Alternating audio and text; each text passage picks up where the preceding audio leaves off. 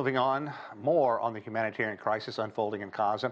Let's bring in Paul O'Brien. He's the Executive Director at Amnesty International USA. Paul, I want to thank you very much for taking time to chat with us.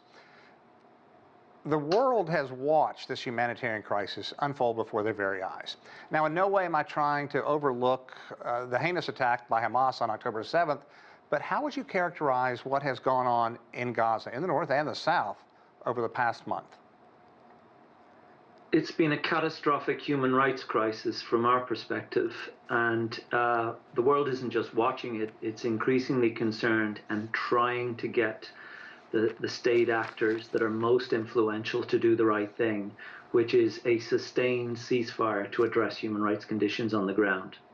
Now, the United Nations today said that women, children, and elderly are making up 75% of the 11,000 people who have been killed so far in bombing in Gaza. And it goes on to say that the number of children killed in Gaza over this past month now surpasses the total number of all children killed in hostile environments since 2019.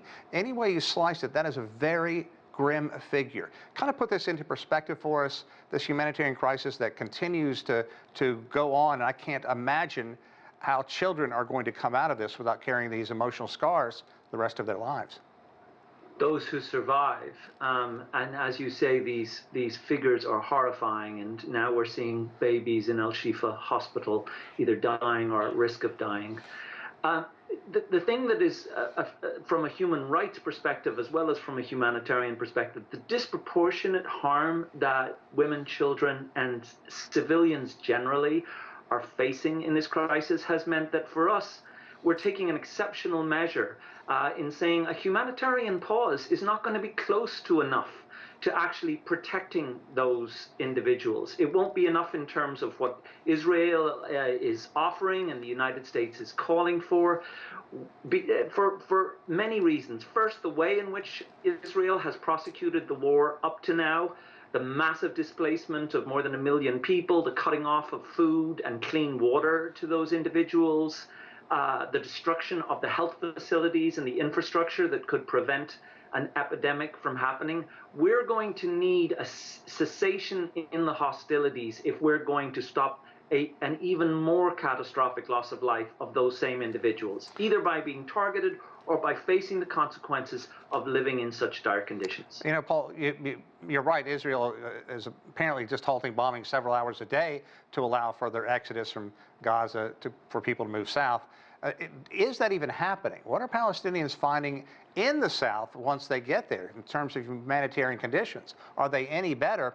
And finally, do you have any reason to believe that Israel is going to heed the growing chorus of international demands for a ceasefire over humanitarian concerns?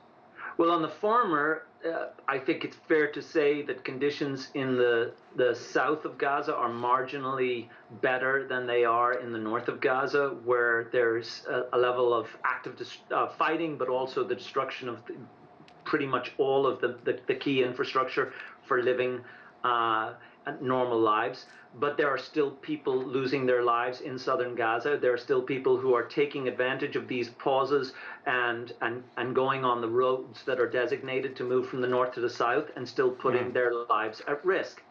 On your second question, no, we don't have any basis to be confident that without even greater international pressure on Israel, it is going to change the way in which it is prosecuting this war. And therefore, calls for short humanitarian pauses are not going to deliver us the human rights outcomes we need. We need something much more concerted and much more focused on what it'll actually take to keep people safe on the ground. Paul, real quickly, we're almost out of time. What more should the U.S. do, in your opinion? And secondly, where do you see this ending?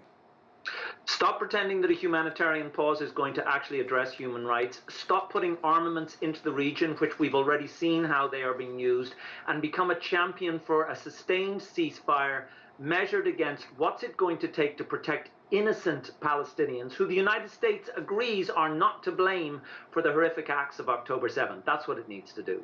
Okay. Paul O'Brien, thank you so much for your time. Thank you.